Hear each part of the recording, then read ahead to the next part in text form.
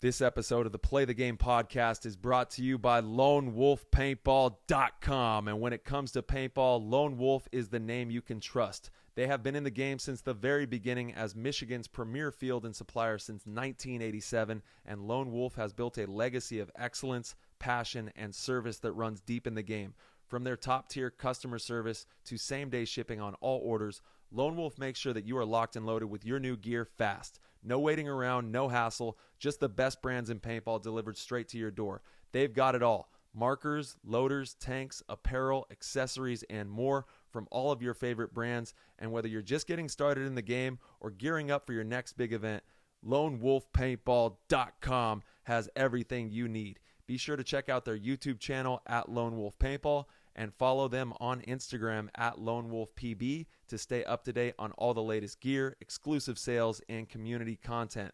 At Play the Game Podcast, we are incredibly grateful for Lone Wolf's continued support, and we cannot wait for you to become a part of their growing community. Head on over to LoneWolfPaintball.com right now and gear up with the best in the game. What's going on, PTG Nation? Thank you guys so much for tuning in, and thank you to all the GOATs that joined us live for this episode. We break down the NXL Ohio layout. This was a really fun one, very easy, very simple. Give you guys a lot of insight into how we think the field's going to play, how our practices went, and how to prepare for the tournament this weekend. So without further ado, we're going to hop in the show. That was an insane inside move by Marcello Margott. Great communication. And the crowd starts chanting Harmon. Great shot by all the guys. So Tyler Harmon saved that game. He came out with 2 wins. Marcello Margott was on fire.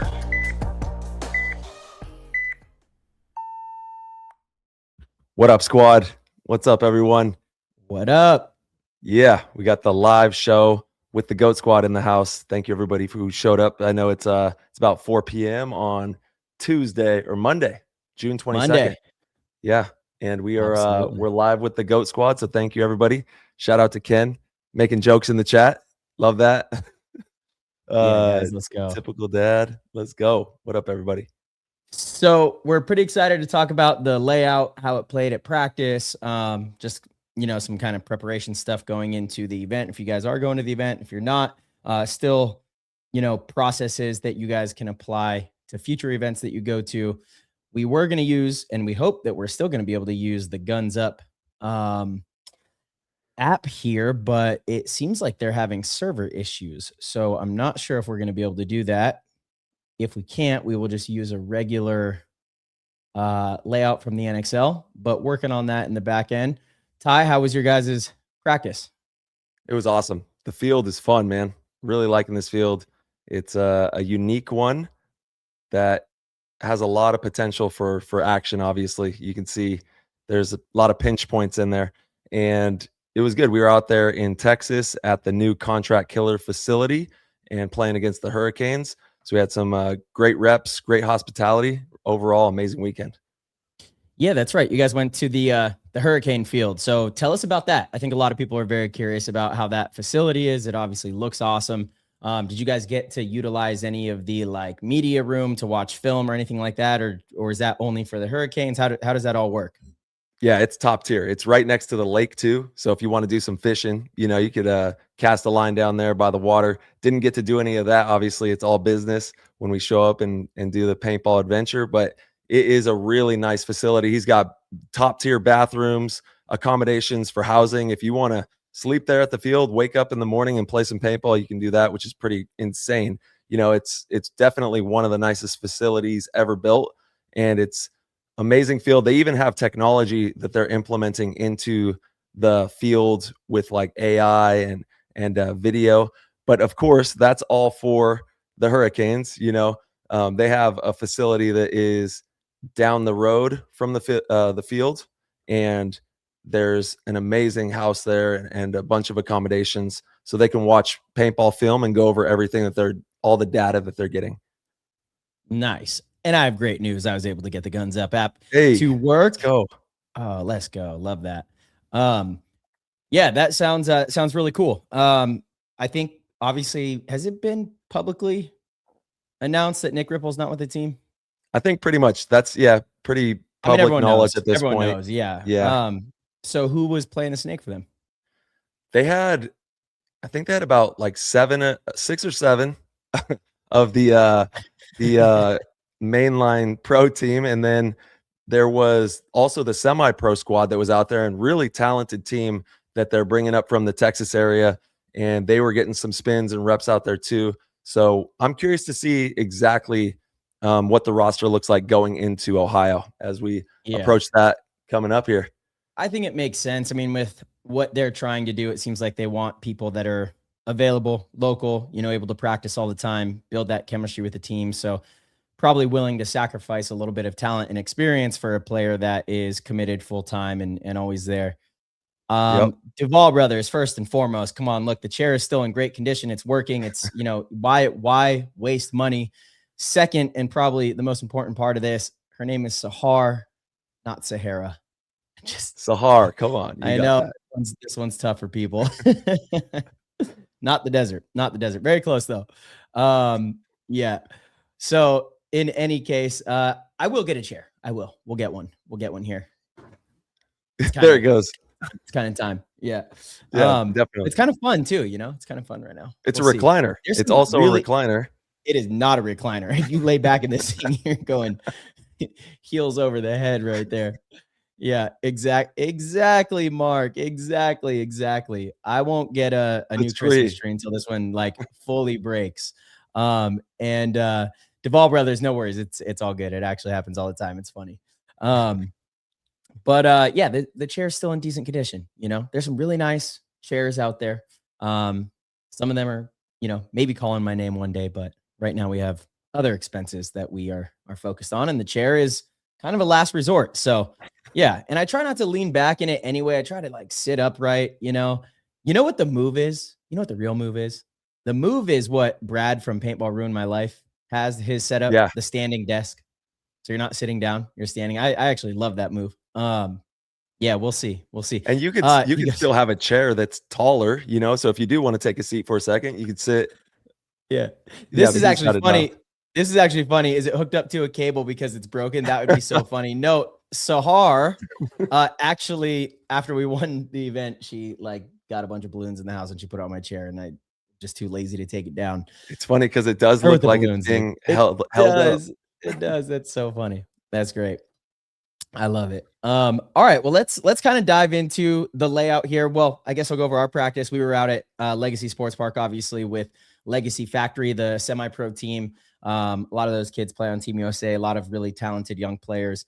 And it was just us. We had 4 days on the layout. Thursday was really just fine-tuning lanes and all the like standard fundamental drills that you do when you're not playing points and just trying to bang out a bunch of reps. So found, as many different shots as we could. And then Friday, Saturday, Sunday, we played points. We got into situationals. We played matches, Saturday and Sunday. We simulated a bunch of different scenarios. And I agree, the field, I think, is pretty fun. When I first saw it, I didn't love it too much. I think a lot of people felt that way. But it's actually pretty fun. I don't hate it, and initially I wasn't sure really how I was going to feel about it. The big wall in the middle, that kind of just makes it a 4-on-4 type of game. There's ways to protect that guy. There's ways to, capitalize it. It's kind of like the old W that they had. Mm-hmm. They had a structure like this at World Cup 2022 as well.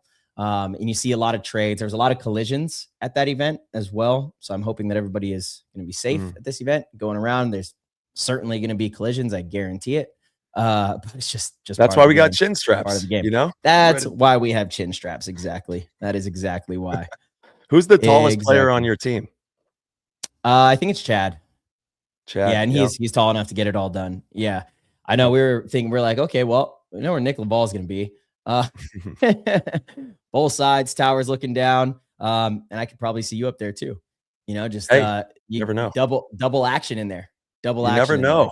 You never know. I mean, it's hard to get wide on this field. So yeah, I can definitely see that. Yeah. All aspects of the field are deadly too. It's they all hit all aspects. 100%.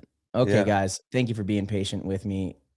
I have we're going to get the layout rolling up here on Guns Up for everybody. And we do this exclusively with the Goat Squad here live as well, so they can ask questions and kind of get an in-depth experience on what we're seeing out there when we're playing these layouts. And we're going to try and do this before each tournament as well. All right, nice. We got the guns up here.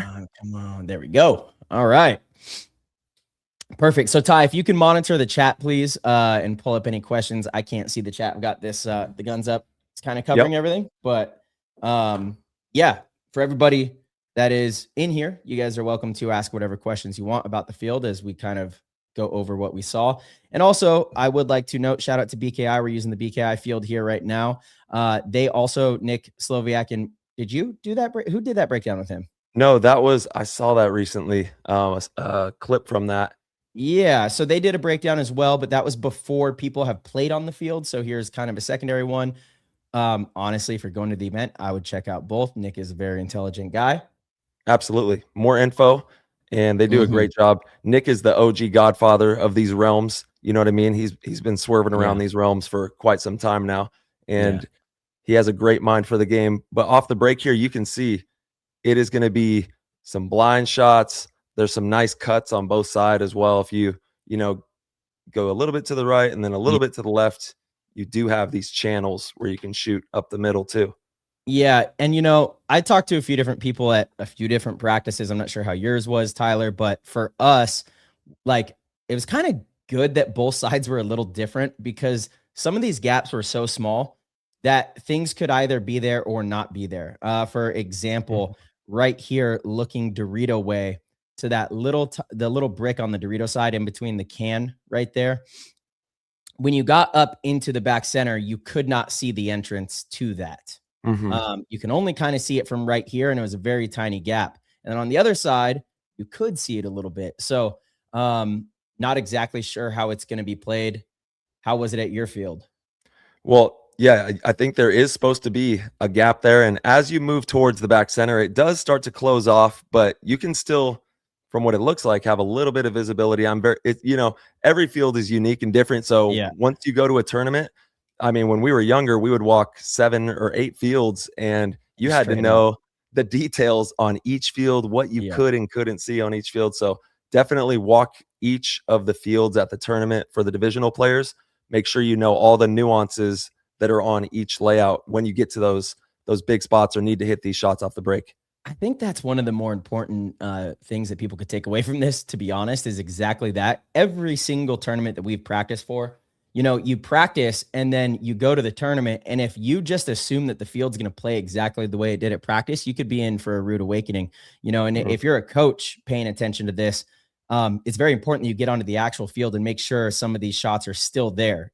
For example, exactly. If there's a little hill or, something sitting a certain way, a shot that was working in practice might not work in the tournament because of the layout of the ground. And if that's the case, and you're calling that play over and over and not having success, that's a very, very, simple thing to fix. So yeah, these are those types of shots, and then same thing on the snake side. I'm pretty sure this is how it's going to be, but if you just kind of stand out like right off of the gate here, you have a really good shot for the entrance of the snake. Now, this guy was heavily exposed. There's a lot of paint that comes back into here, but this is the best shot for a snake runner, bar none. This is definitely the best, whether they go in front of the tower, behind the tower, you have everything you want.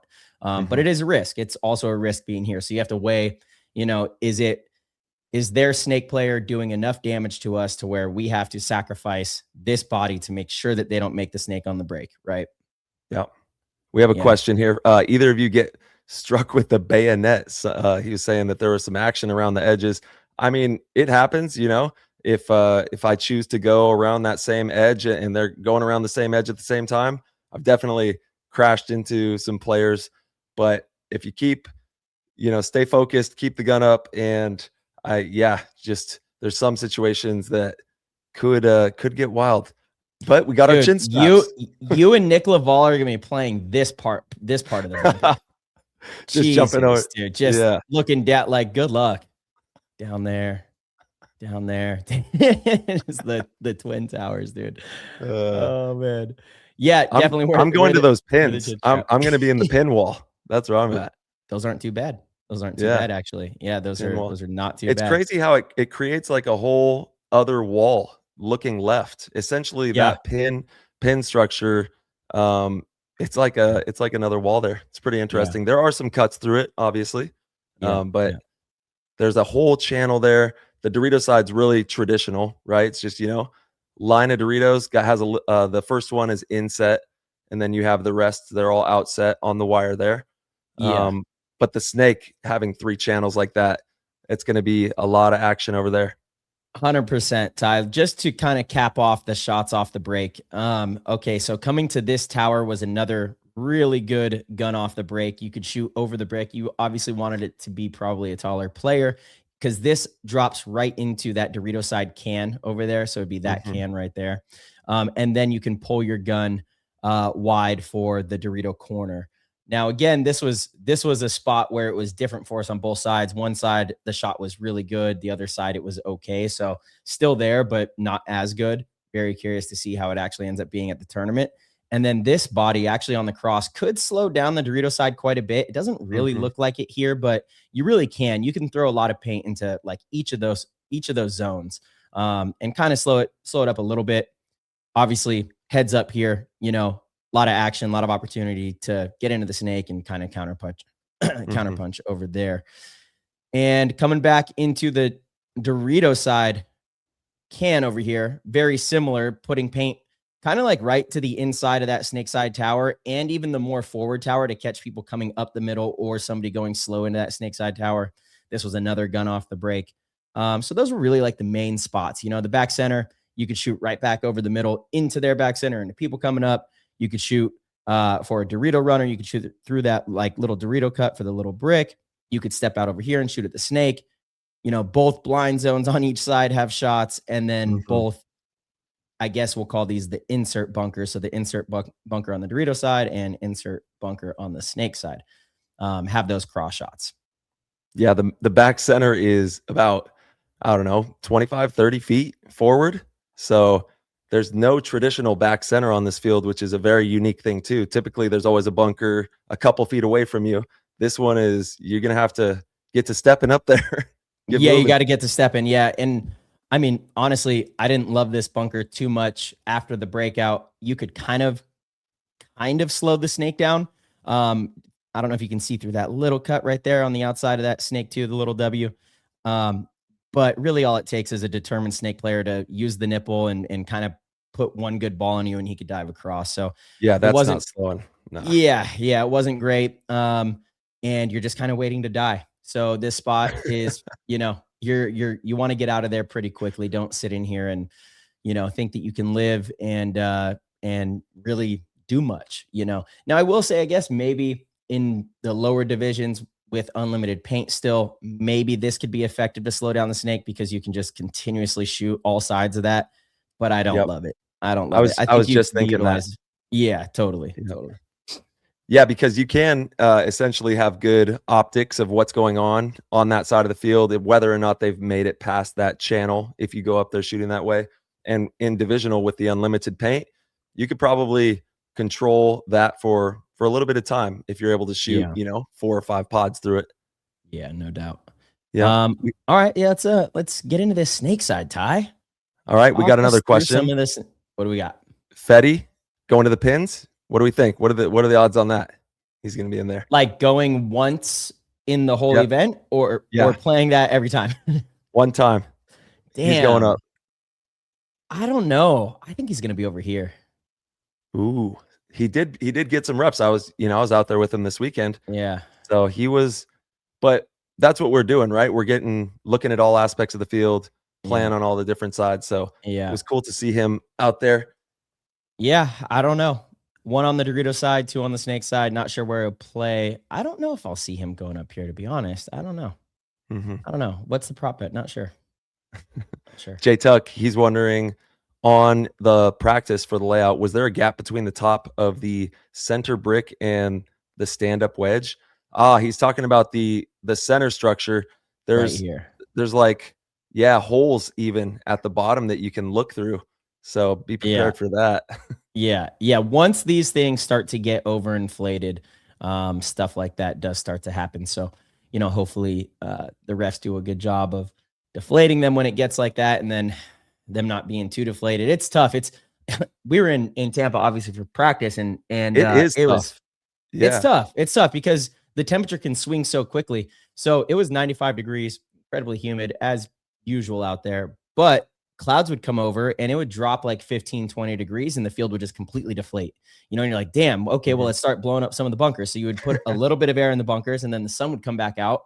And really, like within a span of 45 minutes, they go from being incredibly overfilled to you can't even play them.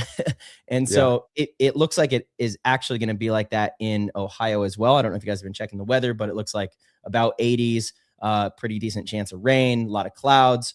So who knows what we're going to get? It's going to be up in the air. But it looks like rain. That's what it's looking like. Yeah. Bring rain gear. Yeah. I was going to get to that like kind of towards the end of the segment of how to prepare for the event, but that's definitely part of it. Like be prepared for all the conditions. You should always at every tournament anyway, be prepared for all the conditions. You never know when the forecast will change. I know, the weathermen and those people are always 100% correct, but we should probably be a little skeptical and make sure that we're prepared no matter what. That's right. All right. Yeah. Let's kind of talk about the snake side. So for us, this spot was really hard to make on the break. It just was so far out there, so many people that could shoot it, and wasn't a huge payoff if you got here. This snake was a little more makeable depending on what route you went. You obviously have the out and up route, and then you have the up and over route. So two different routes. So it forces the shooters to choose, which, increases your percentage of making it. If you have two routes and one shooter, the shooter has a 50% chance of guessing correctly. That automatically lowers their ability to shoot you on the break. So you always want to consider that and try to find as many different ways into spots as possible. Those are the two main ones. Let's go through the inside channel first, and then we'll come back to the outside channel. How about that? Yeah. We got snake 1 here. Okay. And if they wrap that 50, you're obviously in a bit of trouble there. If you get surprised right here, good night. Yeah, that's the scary thing about this thing is if you get in here and like you don't know that they got to the tape side part of it, you're cooked. Yeah, well, because there's no tall bunker down the wire. Yeah, unless you're wide with them. To combat that. If you're in that Dorito, they're going to town. You can't. You're not doing anything to slow that down. Yeah, 100%. So and no real good shots cross field unless you're trying to stop some gaps or something. But again, your back's on a platter, so we don't really like that spot. Getting into here is where most people came, and then they would try to work through the middle guys to come across to the clover and then eventually out to here. But there was a lot of like really sneaky action in through here as well, because you can come through here and kind of surprise the 50 guy. You can crawl to their side. You can pick up some sneaky kills on the Dorito side. Obviously, you always on this field have to just check off the middle. The middle is going to be the first person you have to deal with. If you don't have a teammate up there that already went through and cleared them out, even if you do, there might be another one up there.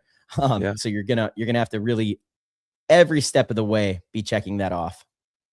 Yeah, there's a lot of action. Obviously, look at the amount of bunkers that are over here. You have both of the crosses, huge brick, and then an entire snake channel inset of where we would normally see anything, right?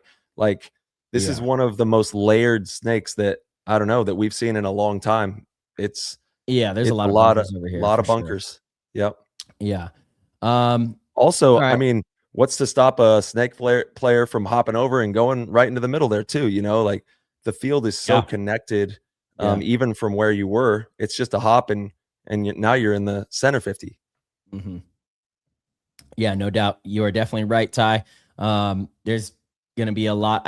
I think the field's probably going to play 2-2-1, at the least, like 2 kind of in the middle, 2 snake side and 1 Dorito side. Every so often you'll have 2 down the Dorito side. We'll see, but it seems kind of like more of an island Dorito side. Games can definitely be won over there as always. I love fields like this when it appears to be so strong in the middle or on the snake side and the Dorito side kind of gets forgotten. I guess just as a Dorito player, I've always loved that. Sure. It's like, that's where you steal the points. And I know, too, because you were a Dorito attacker for a very long time, but it's like, hold on, guys. I could go win some points over there too. Watch, especially because all the focus is on this side. So we'll get over to that side in a second. Yep. This mini brick here, again, this not great mainly because it's kind of a counterpunch spot, right? So if they get to that 50 brick, it is really good to be here because you can kind of sneak out to the wire and catch people wrapping. You can play over the top and put paint into the snake side tower, into the back center. You got shots everywhere. You got shots everywhere. You got shots everywhere, but they're far shots, a lot of blind shots. If you know your shots, it's good. Like I said, I think it's like a good counterpunch spot. It's a good spot to sneak into mid game and try to catch people that feel like they have an advantage and catch them big in their bunkers. You can catch some, Dorito guys as well. Coming up to this spot, not much here. I didn't really like this thing. You could like hunker down in it, maybe in a hold play if you want to get here. It's just kind of high risk to get here, but if you do get here, I guess you can slow the field down for quite some time, especially with this little guy right there, like really protects you, and then you have the wire, but no real good shots. I don't know if we've ever seen a bunker like that. With this, this is the old. Excuse my language, everybody. This is the old crack pipe back in the day from Hyperball days. They would call it the crack pipe. I don't know why. But that's what they would call this thing. And in the 10-man days, this is that bunker. Yeah. But it's just it's a unique way that they set it up. And you're right, it is a little bit of a fortress with that beam sticking out there. Yeah, totally. And then the clover. I love these things. Jason, again, bravo. Just really good job making these bunkers. This bunker is I don't mean just on this field, like every field they've been on, these have been probably my favorite bunkers to play just because of all the opportunity and the different things and creativity that you can have in them. So yeah, Jason did a great job. I really like this because again, you can like kind of peek down the wire and see what's going on. Always got to be worried about the tape here. Like no matter what, this is like one of those classic Mike Hinman lines. Yeah. That the snake is hot. That 50 brick is always hot. Like if you don't know, that 50 brick is hot. So just always think that thing's hot. Yeah. But yeah, like if you come over the top and know your shots in here, you can catch a lot of people. And again, it's all about knowing your shots. Like when you're walking the field, get into this bunker and find something like on the map here, you see the Z. Okay, that's my target. The Z. Okay, it would be like to the right of the U. So, okay, if I pop up right here to the right of the U, that's the snake side tower, right? And I could blind shoot into that. Obviously, this isn't going to be on the field, but you know what they do have on the field? They have poles and nettings and there's trees. Find like a landmark in your spot if you're a snake player, if you're a Dorito player, so that you can find it and you know exactly where to shoot. You can aim in your bunker, come up, get your shot, get that muscle memory going. And if you come up and surprise people, you can get a lot of kills from here. Oh, yeah. This entire side is insanely creative. Like imagine Archie on a field like this. I would love to watch Arch play a snake like this. I hope we're going to see him as well at one of the tournaments. I think he's still, I think he's going to be rocking with X Factor or something, hopefully. I don't know. I don't think so. I don't think so. I think he's very happy right now and just kind of enjoying life. And good for him. I don't think this is calling him right now, but maybe in the future, you never know. He hasn't made any formal announcement. So, everybody always comes back. That's right. That's right. We'll see him soon. But on something like this, the amount of creativity that you could apply to, once again, like you said, Marcello, knowing your shots, really doing your homework, looking at everything. And then once you guys break down the field, knowing where your shots are at and placing them where they need to be. Yeah, absolutely. All right, let's see. You want to walk us through this big 50 structure right here? Yep. Waka Waka. We got inside shots from the Snake 50. You have both the Doritos there and the corner, everything up the middle. You can shoot at the little lay down brick on the Dorito side as well. And once you go to the wire, you just have to be ready for that gun battle with the wedge that we were in. And, a corner player or the bunker behind that one, they can make pop shots at you. So you really need to know what's wide when you get to this situation right here. Yeah, and this is where your teammates are incredibly valuable to you. Your players that are in the middle and in those spots that can see if the opponents got wide, you have to have good communication with them. You know, and if you guys don't have codes for this, you need to have codes for it. You should have codes for, you know, whether or not people are wide or not. You know, a standard Yeah. setup It's on so pretty great. much every pro team is, you Yeah. know, like if they are only in the snake side tower, that's as far as they've gone on the break. You have a code for it. Call it charger. Call it whatever you want. Call it lightning. Call it, you know, it does not matter. Just have a code for it. And then if you're the person calling it, you should also be containing it. And if you're containing it and your player's in the snake, you keep telling them that. And what does that do? That allows them to get to this spot right here, which is really good, and not be worried that they're on the tape waiting for him. This allows him to this allows the player to immediately wrap and find kills right away. Right. But Yep. if that player doesn't get the communication from their teammates, they're going to be playing this really timid, you know, worried that, you know, that tower filled out to the corner. They don't want to get shot sloppy. You're They missing don't your wanna make a opportunities mistake. Yeah, now. exactly. Yeah. Yeah. And look, pro teams, I see pro teams missing this on the daily. So I Yeah. know the divisional teams, I'm sure you guys have all talked about it in your meetings and have this, but you might not implement it Dude, as no, it's crazy, Marcelo. Yeah. A lot of the Yeah. teams don't have these trap calls. They don't have Yeah. trap calls. And Yeah. I meet with several, you know, quite a few teams, and I'm like, okay, well, that's number one. We gotta install these trap calls. It builds the picture for your teammate. They know exactly what's going on out there. If you don't, 100%. and March, on most fields, there's probably 2 or 3 on each side. This is, you know, a little bit different of a circumstance, because if they get wide and they go down into the snake over here, they could be anywhere. So it's hard to, you know, to call a trap call when they get out wide on something like this. But there are still ways from the middle that you can call that and have those channels watched over. But yeah, you've got to have these trap calls. If you don't on your team, that would be one of the first things I would install to the program, getting those locked up. And it's just like, okay, is the wire hot? There's nothing down the wire. That's one of them. Then you go to the interior channel, and it has to be something that you can monitor, watch, and 100% know they haven't gone through. If there's any type of obscurity in your vision and you can't see the full channel, you cannot have that be a trap call channel, because we have to have certainty. That way, because the last thing you want to do is tell your teammate, hey, they're not wide, and then they get wiped off the field because they made it wide and you gave them a bad call, because that happens all the time too. 100%. So yeah, you got to be diligent Going through with those trap calls there. All right, we got the I want to see what yeah, pull that comment back up. I want to see, I'm going to go back and see if I can find the dead got, zone he's talking about. AAF_JRT. He's wondering, the snake had its own dead zone 20 feet behind the plus sign. Okay. Right here. Yeah. There were a lot of dead zones over here, but a lot of paint comes into here too. People are just shooting and booting over here. Is this where he meant? I'm not sure if this is where he meant or not, but you can block everything out there, and you know, the middle, the tower player can't really see you. The back center. But like you said, March, there's also a lot of blind shots coming in from the corner. Even if one, you know, they're shooting wide for that, something could land on you there. But we thank you for being in the chat here, man. We got J Tuck. Yep. Verb. Oh, Verb. Pull those up if you can. Verbal, he was not happy about the big brick on the wire. Not happy about it. You know, Verb, I'm not either. I hate when the big bunkers are on the tape, because it really does like block a lot of stuff out. But we dislike them for different reasons. I understand your reasoning. Are you excited for the wall in the middle? Is that gonna, you know, create some fun action for you? Yeah.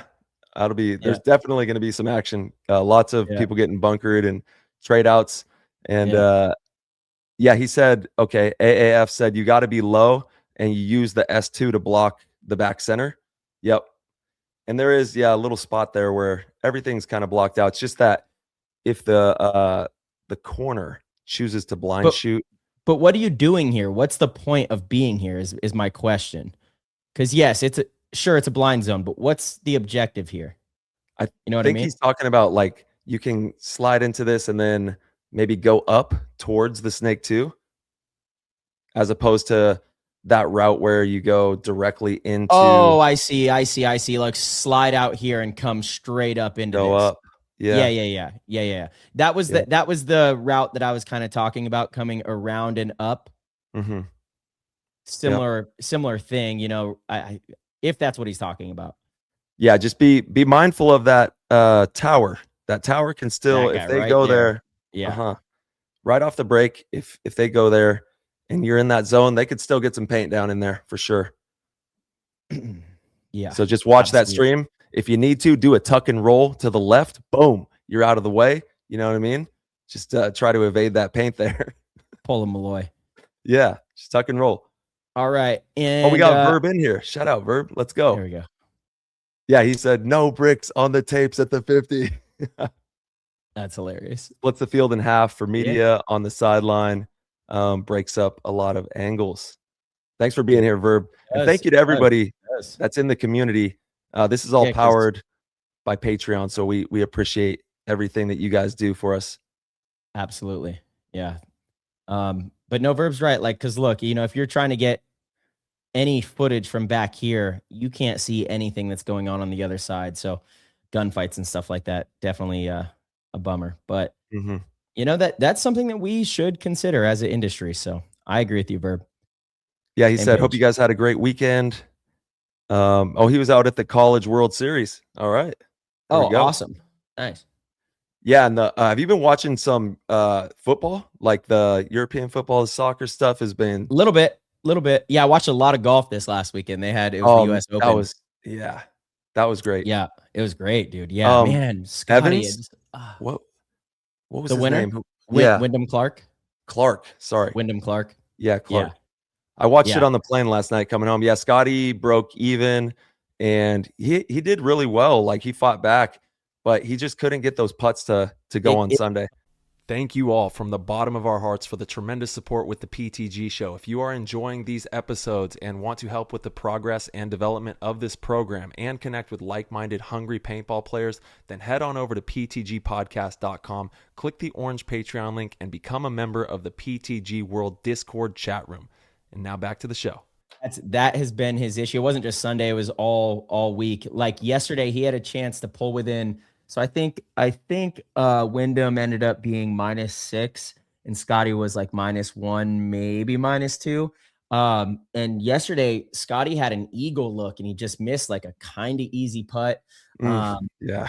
It happened multiple times. He missed like little 4-footers. It was devastating. Like, dude, because his iron game was cooking. He was the iron chef out there. And Wyndham was making putts. Like every clutch putt that he needed to make that was, 7 feet, 8 feet, 10 feet, he would just sink them. It was like, I think amazing. He made like 4 over. That's right. They're saying that he has the heaviest club in the league is what he claims because he has like this tape or whatever, this weight tape. I think it's like a zero torque putter. Yeah. I'm not sure, but yeah. He made 4 putts over 25 feet I think throughout the weekend, which is like, damn, if you're sinking them like that, it's hard to beat that. Yeah. And the soccer, Messi is the all-time leading scorer. 3 goals in a game. And then he hit 2 more yesterday. Yeah, Messi's the GOAT. Insane. Is the GOAT. He holds the record. Soccer player. I'm sure a lot of people. I think the same people that say LeBron over Jordan or Kobe say Ronaldo over Messi. I think it's the same crowd. I think there's a correlation there. That's what I've learned. They're both goated, man. Jeez. They are both goated, 100%. Yeah. Yeah. Legends. All right, let's hop into the middle side. Oh yeah, middle. Let's do the middle. Check out this can over here. We kind of looked at the back center. You can hold that cut. This, if they get to the snake, you're in a little bit of trouble if they press on that, and you're kind of on a platter here. So there is opportunity with this bunker. You just have to be mindful how you use it. There's lots of big cuts on the Dorito side that you can shoot at, and there's opportunity if you win this side, you can, like we talked about, even use the pins through these. Yeah, there's pin action here. Yeah, I really like this bunker. The snake side is scary for sure, but you can kind of live on the outside here. And what I like is if you shoot the wide player or the other team you're playing isn't going wide, you can come here and if that can tries to fill out, you just totally surprise them. You know, like if you're in that can and this can, and they put that can in, think they could get out, you know, you're in really good position. And then, yeah, this move through the pins, obviously there, I think every team that practiced this field probably did this move at least once or twice. Oh, and you And know then- that Red Legion, they're going to be Yeah. using that. Absolutely. Yeah. They will be. And then it's a very easy release up the middle here, which is also great. Easy to come around, get the bad guys, come back. That's right. Yeah. Yeah, it's going to be, like you said in the beginning of the show, with the amount of bunkers, and once again, it's just a numbers game. Okay, Yeah. what percentage of all the bunkers, where are they? They're all on the left side and the middle. So that's where I think we're going to see most of the action. You will see teams use 2, like you said, down the Dorito, but predominantly, I think it's going to be like 4 going all into this, you know? Yeah, there's just too much meat on this bone. You know, there's too much action up here. Also, if you're playing this field, you're playing this tournament, you should probably send your tall players up here. Just maybe an idea. Don't send something to think about. Don't send the players that only have this option and this option. You know, send the players that have all 4 options. Well, I mean, because look at the these shots. windows can see. Yeah, these windows can see the entire field. People are going to be in these nonstop. They're going to be setting traps. They're going to be rolled off. It's going to be really difficult to dig these players out. And that's why I think you're going to see a lot of trades. You're going to see a lot of bunkering in the middle because you're going to have to. And that's the way this field's going to play. It's going to go inside out. We almost need like a bunker cam that sits like right above the fit. I don't know, somehow how we can just get the a drone. Camera. Put the drone. Yeah. The drone just needs to be right there. just like watching the bunkering happen. Yeah, that's where the drone will be. No doubt. All right, let's did I miss anything? Hop into the Dorito side, I guess. Obviously the move of like, okay, yeah. The tower here.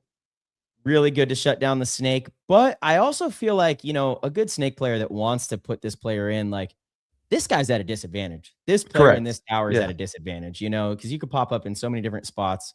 But, you know, it is a good spot to kind of contain early and make it rain a little bit. But then you probably want to like dip into here. Yeah. That's kind of what I'm thinking. And then we got the snake side. We pretty much broke all of that down. I mean, we could go to the, there's the move through the middle. Obviously, people going into your tower, shooting the Dorito side, shooting the snake side as they go through. I think Dorito side. I love this spot. Turret. Yeah. Yeah.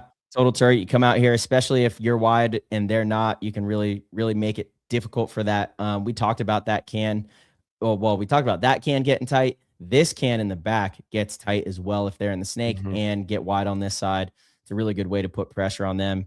You could also, you know, there's bounce shots into the back center. There's all sorts of, you know, different action going on into here. Oh, there's not a bounce shot in the back center from here. I don't know what I'm talking about. It was okay. We'll be looking at that. We'll check that out. Yeah. And you have blind shots over into the snake side tower, which are really good. And then it's really easy to get down this side of the field. Like once you're wide, it becomes pretty easy to get down this side of the field because you can really check everything off. You know, there's nothing that is going to really surprise you. Yeah, it was fun playing against Fedorov as well. He's always pressing the boundaries, and the way he was playing it was really aggressive.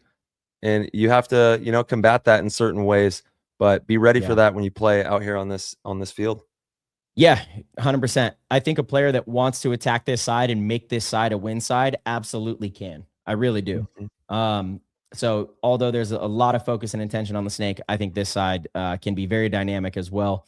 And, you know, you get into these spots and it applies so much pressure. And again, the key is if the other team is not wide. So if you can find a way to keep the other team from getting wide and you're in this spot and you know, able to wrap, you can apply a lot of pressure to the other team.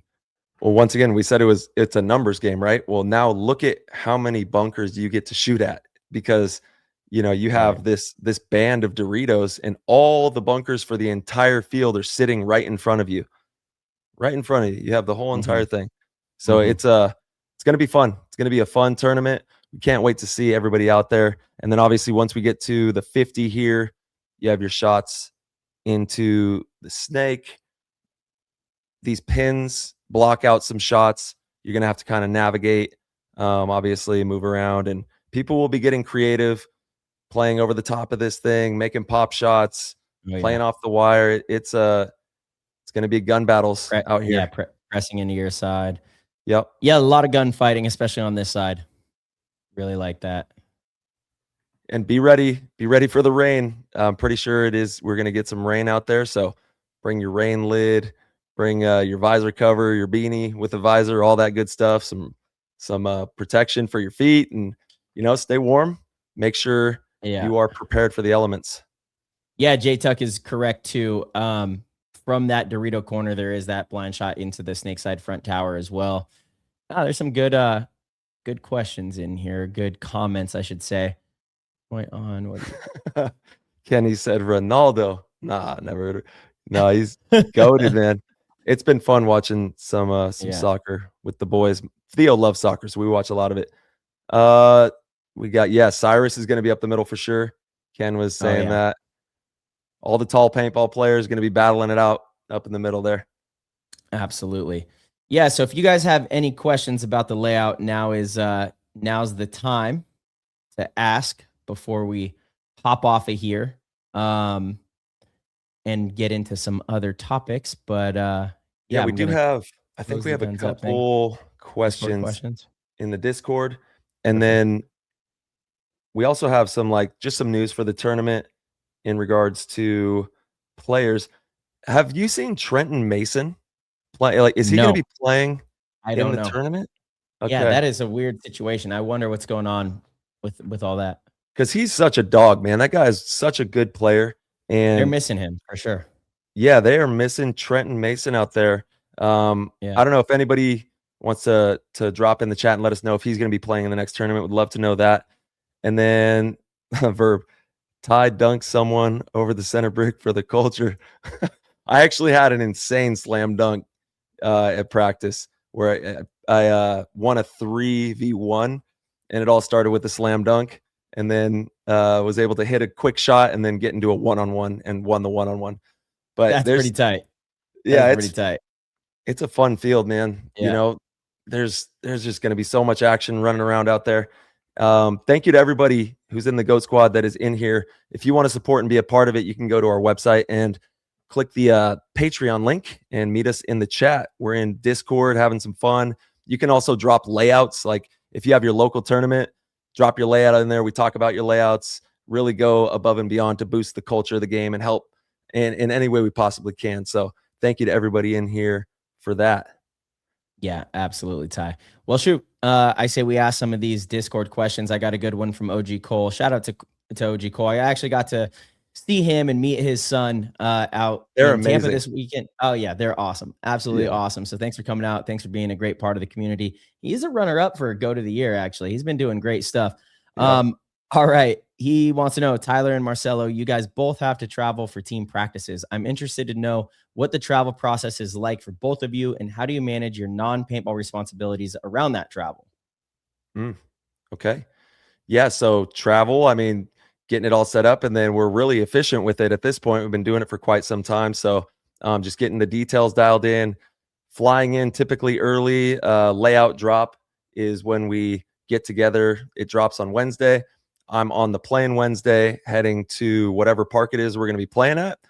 I get there and get some sleep and wake up Thursday morning, and I'm on the field. I'm walking everything, looking at the shots, looking at the bounce shots, looking at lanes, just starting to get a feel for what I think is going to happen, out in the field. And we talk about this all the time on the show. It's like almost like a piece of music. There's a cadence to it. There's a rhythm to the way the game is going to go. So you have to really figure that out and understand that.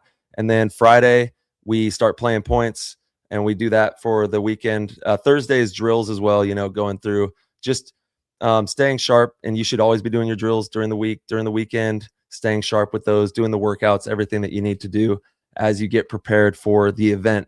And then once you get into it, you're practicing the team for the weekend, go home for a couple of hours, never stop thinking about what's going to happen out there. And even when you're at home, doing the mental work and the homework that goes into understanding all the shots. Then we head out to the tournament and start playing some 3v3s, shooting paint and getting into the tournament and seeing how everything goes out there. Absolutely. Yeah. I mean, our practice schedule is very similar. You guys do the third week out, have a weekend off, and then the layout now too, right? So it depends. So most of the time we'll Okay. do the weekend before, but yeah, sometimes we'll do it 3 weeks. It's either the 3 or 2, and we kind of jump back and forth. I'm really thankful that that Damage does the 3 weeks and then you have a weekend off. One, I think it helps you kind of lock into that team atmosphere a little earlier than like waiting until 2 weeks before to see them. Even though we're not back in Florida with them in that middle weekend, you're still like mentally locked into the practice you just had, all the codes, the communication, the chemistry. I feel like it builds a little better. But also the flight to Tampa it's really nice to have that little bit of a break. So our travel process, usually fly from San Diego to LAX, have a layover there, and then meet up with Mouse. And Mouse and I are pretty much always on the same flight from there to Tampa. We land around 5, 6, get a rental car, go get some dinner, go to the hotel, and that's it. And, I take that travel day to just kind of relax and get my mind ready for the weekend because, physically my body's ready, but mentally that's like, it's a lot of energy to be, present the entire time and be mentally focused and be thinking about all of the different variables and possibilities and the codes and what new codes you need to implement given each layout and how you're going to use things. So I really try to like refresh my mind on all that kind of stuff and start just thinking about paintball and stay focused on that. And then on the way back, I usually watch golf and decompress and, literally just relax. The flight back is always the brutal one because we fly back Sunday nights and it's after a long weekend. The body's exhausted and 5.5 hours on an airplane after that is it's definitely taxing. You got to stay hydrated.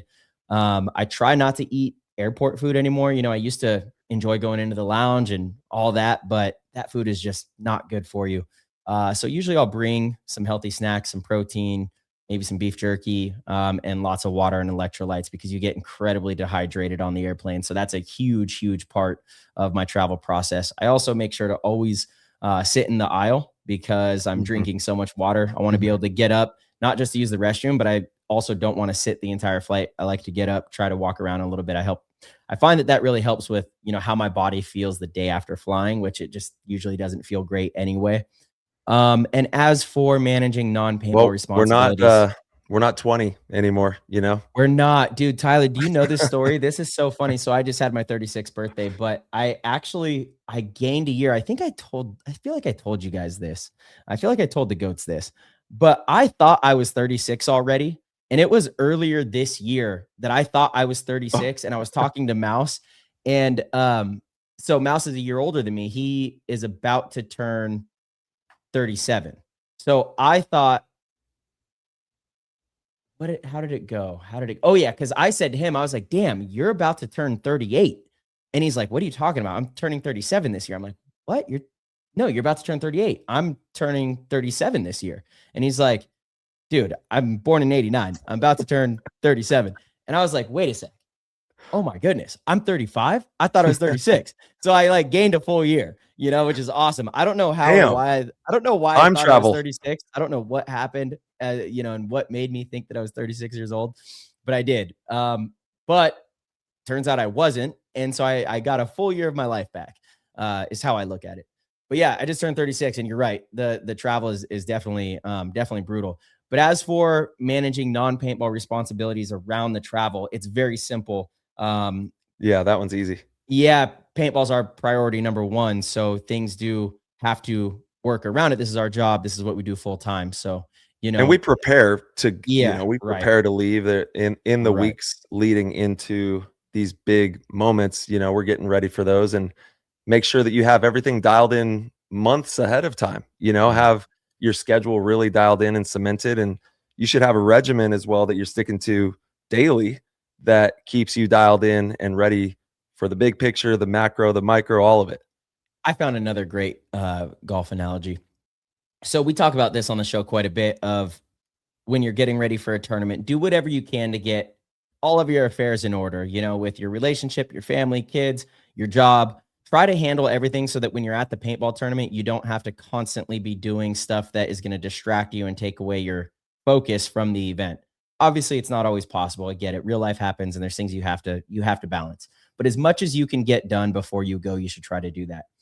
It's kind of like when you go golfing, you got to put your phone away. If you're on your phone and constantly like you're checking the market, you're getting text messages, you get a bad phone call, all of a sudden you're so frazzled. You are shanking to the left, you're shanking to the right. Like, have you noticed that? Yeah, for sure. Like, Yeah, yeah, have like some the have phone some has to be put away, music's good, get some music Yeah, rolling. totally. But like you can't be on your phone No. because it really distracts your focus and makes you play some Yeah. bad golf. Well, very, very similar in paintball. Again, this game, and anything you do, it's going to require such an immense amount of focus if you want to succeed at the highest level in your division or in the sport in general. You need to do everything that you can so that you can apply yourself fully committed. 100% of your effort for that weekend. You make all these sacrifices to come and do this thing. You spend all the money. Do the extra stuff to make sure that you can be totally present. And honestly, I think you'll immediately have better results. Yeah. Hey, Yeah. it sounds like we got some news here that Trenton had a baby. So congratulations to him and the family. Well, And yeah, I heard that too, but that was like a long time ago. So okay. I think he was supposed to be back for the last event. He's Maybe back now from what I hear. They're Okay. saying Okay. he is Awesome. back for the next tournament, so we will see him in Ohio. Awesome. Good. Yeah, I mean he's a absolute stud out there. And Yeah, he Fit is. definitely was missing him. Like he changes their team for sure. All right. So number 2 from Cole is Marcello is awesome bringing my son to meet you at practice this weekend. He and I talked a lot about Team USA on the ride home. He's only 7, but you said he now wants to play for Team USA when he's old enough. What can I do to prepare him for that? Tyler, I want your thoughts too, since you mentioned your sons are getting close to playing. Honestly, Cole, I think you're getting ahead of yourself just a little bit simply because, he hasn't even played paintball yet. So let's see if he loves the game. If he loves the game, he seems very excited about it. It's naturally going to evolve from there. You're doing a great job of being so, involved in the community. You're going to have all the answers when that time comes, if it comes. Just start out by, if he loves the game, then find ways to help him get better at the game. And I know you're going to do that. You have a great community here. I know that he is going to be set up for all that. And ultimately, when you feel he's ready to come to the tryout, he can come to one of the BKI combines. He could showcase his skills, his gunfighting, his, paintball IQ, his off the break shooting, all the different stuff that they test for. And that is where he would be able to earn a spot at the actual formal tryout. But that's a little ways away, and that's all good. It's definitely an amazing goal to have. But, again, let's get him on the field and see how much he loves playing. And once he falls in love with the game, everything else becomes pretty easy. He's just going to naturally want to get better at it, and you're going to be doing all the things. But Ty, what do you think? Yeah, go play some like rec ball, some woods ball. Yeah. Just go play months and months, 6 months, play half a year of rec ball and woods ball, but make sure there's also a tournament field there that he can see. So while you guys are going and playing the woods ball and the rec ball, he's like, what's that over there? And and the more he starts to play and become confident and have fun, he's gonna be like, I want to try that one. And then he's gonna go and play out there on the air ball and have the time of his life and be able to really use the skills that you pick up by playing for that first 6 months and start to get all the, the snap shooting, the ways of the fundamentals of holding the gun, all that kind of good stuff, keeping the elbow tucked under so you don't get shot in your arms when you roll out to the edges. Totally. Once they get that, just make sure I like when I take Theo, I'm taking him for his first time to Tucson. They have an amazing field out there and battle zone as well. We're going to go out there and play just rec ball, and just have fun, play for the love of the game. And then if they want to play the air ball, they'll roll into that once they see it at their local parks. Yep. I love it. Yeah. All right. And let's see. Kenny wants to know, how does this layout play differently in pro with 5 pods versus divisionals with no pod limit? Yeah, we kind of hit on that. You can really dump the paint. if you have unlimited paint, there's a lot of cuts and spots that you can get to really make, slow the other team down and make them really have to fight through those cuts. So it will definitely change the game on that snake side if they get up the middle and can just cut you down for a long time. But a skilled player, like we talked about as well, is going to be able to place a shot well, or put that player in for that microsecond and get wide. If you get wide on the Dorito side and you're able to shoot into the field and trap players, you could see the paint going a long way there. But I will say it is nice, even when you have quick points too, or you have to turn points, being able to only have to put in 5 pods as opposed to be like, all right, I need 9, I need 9, I need 10, because that takes time too, loading all those in.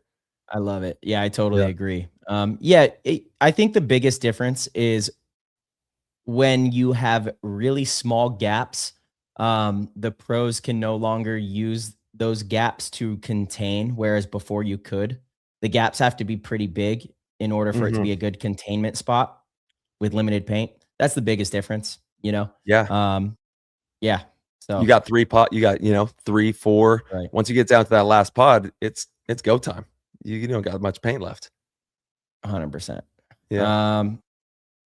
And last but not least in here, Kenny wants to also know thoughts on Woodley not playing. A team in contention, I would say yes, 100%. You have to make practice, But to take one of your best guys off when you are facing relegation is crazy. Yeah, it sounds, from what I hear, Woodley is coaching. So he'll still be there coaching with New York Extreme. I think that, you send him in there, he's still gonna ball. He's still gonna play some good paintball. He's creative, and I think he would do really well on a snake side like this, going and getting creative. Also, he's tall, so he can implement those middle shots and get up the middle and really be a force up there. So I don't know. I hope they give him a spin. He's a deserving player to go out there and get some points for the team. Just don't be throwing the battle swab at your teammates no more. Even if they ask and they say, "Hey, throw me a battle swab," don't do it. Don't do it. Don't do it. Man, Nick Sloviak, I just saw he DM'd me on Discord this morning and was like, when are you doing the layout breakdown? I think he wanted to join us. I kind of blew that. I just saw it. Sorry, Nick. Oh, we love you though. Yeah, it would have been awesome to have you. Let's pull this up. Last month's GOAT meeting advice y'all gave me paid big time this weekend. We brought home second in our tournament. I felt like I finally harnessed the aggression we talked about. Thank you. I love that. And I do remember having that conversation. We were talking about, that fine line of survivability and being aggressive as an attacker. That's amazing. Even got to play a fellow PTG member in the final. Shout out to the Reaper. Can't wait to be back. That's amazing. I love that. That is amazing. That is. Yeah, and we do see that a lot. There's a lot of members in the chat that are, it's cool. They go to a battle, but then they go to the chat room and like, man, good game. Y'all played great out there, and a lot of camaraderie and really good friendships being built in the community. So that's amazing to hear. That was Lathan Stokes. Let's go. Keep it up, bro. Yeah, 100%. And Mark Paris, speaking of mouse that swing, he's kind of referring back to when I was talking about my age. But this is hilarious. So Mouse and I went to Top Golf during the Tampa event, and he didn't really have a great time because he wasn't swinging too well. I'm like, dude, don't be frustrated. You never do. It's really hard. Yeah. And so every time that we've gone out to Florida, like, he doesn't understand the golf thing. He's like, dude, what are you doing? And like, it's so fun, man. I know you would love it if you actually tried it, because it's so hard and like you would get really good at it. And we would go to the driving range with Jacob and some of the guys on the team, and he would never come. Well, on Friday, we were going to the driving range and he's like, I'm not going. I'm like, come on, dude. I literally had to beg him to go. So he finally comes and he starts hitting. Well, at first he's just sitting there watching. So he came to hang out and he wasn't going to hit. He refused to hit the ball. And we finally got him to hit the ball, and he hit some good balls and he loved it. He made Jacob get like 5 buckets. Like, he wouldn't stop. He had a fat blister on his hand from one night of hitting balls. He loved it. The next night, we're like exhausted. You gotta have a glove. I brought a glove. I have a glove in my bag. Yeah. The next night, we're all cooked from practice, and he's like, "Let's go back to the range." I'm like, "We're not going tonight." He was like begging us to go. He's like, "All in now." He loves it. What did he learn about the swing that changed? Like, because once you pick up these details, like a big one is just keeping your interior arm. If you're if you're left-handed. Yeah. The interior arm has to stay straight. If you bend the elbow of that arm, your whole swing is going to be way off. So that's like Right. one of those key things. What was it that finally? No, he didn't really learn anything. He just like he's an athlete, you know, so he could hit a few good ones, you know, like he's able to get the All club right. face in the right way. Now imagine him on the course. Let's get him out there. Let's get him going. Exactly. I know. 100%. Oh, that's awesome. Oh yeah, dude, that was so funny. That clip. Did you see that clip? That was hilarious. No, what happened? It says jackass. Bro, you didn't see this clip. No. Oh, it was so funny. He was about to hit. He looks at the camera and he's like, Mousy Woods, the Lakeland Open, about to hit. And he goes to hit, and I'm just like, jackass. And then you like completely shanks it, you know, like straight out of Happy Gilmore. Yeah, straight out of Happy Gilmore. It was funny. We had a good time, man. We really had a good let's let the people know our schedule as well for this week. We're going to be playing out there in Ohio for the NXL Midwest Open 2026. For Impact, we have Friday Aftermath Uprising, Saturday Extreme X Factor. The Aftermath Uprising is 3:45 and 5:45. And then on Saturday, same time, 3:45, 5:45 with X Factor and Extreme there. Okay. Yeah, nice.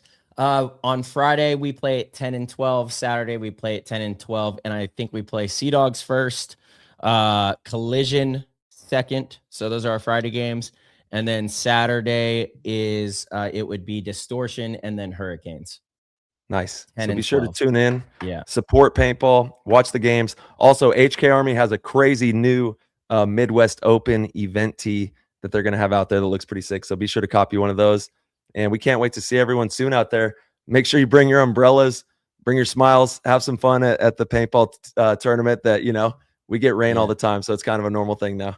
Yeah, 100%. Yep. Awesome, everybody. Thank you guys for joining us. Shout out to all the goats. Shout out to everybody listening to this. Goat Please Squad. leave a comment if we missed anything. Leave a comment in the YouTube section and let us know what type of stuff you would like us to cover next time on these videos. And if you guys really like these, maybe we can do some more of them for local regional events. We shall see. Please subscribe to the channel if you would like, or don't. Either's fine. But we appreciate you. All right, everybody.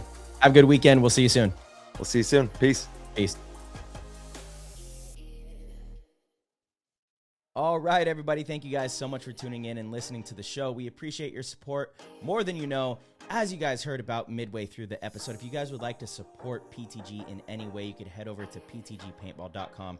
You could click the orange Patreon link and sign up at any level and get access to our Discord. The Discord is one of the most phenomenal communities in the game of paintball. We have so many different channels in there. It's great for learning. It's great for connecting, finding teams, selling equipment, whatever it is you want to do in there. We truly have it all.